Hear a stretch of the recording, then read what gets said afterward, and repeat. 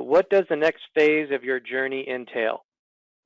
So, Alex, I'm going to modify the questions a tad because I did see a couple questions from the audience related to the same type of topic, what's next in AI. Let me get the exact question so you can kind of similar response here. How is AI going to help us, and how would preferred strategies help us getting AI into our business model? So how is your current environment and AI tying together? Yeah, I mean, we're also in the early days of our advanced analytics journey. We elected to, when we implemented QuickLaunch, put everything up into Azure. Azure SQL databases, Azure analysis services. And this is a little bit technical, but this enables us to leverage the Microsoft platform to do that work.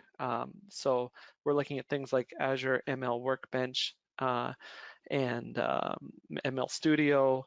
I mean, we try to be a very code light company because we're not a technology company, but you know, it integrates very well with things like Python and R, and we can leverage these same repositories that power QuickLaunch to power our ML journey.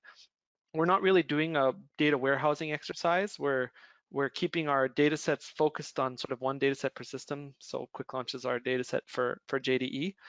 I would encourage, if anybody's interested in what's coming soon with Power BI, a couple of weeks ago they had the Business Application Summit, and there's a session that anybody can Google called Modern Enterprise BI that talks about how you can take these different live data sets and pull them together to do really advanced stuff.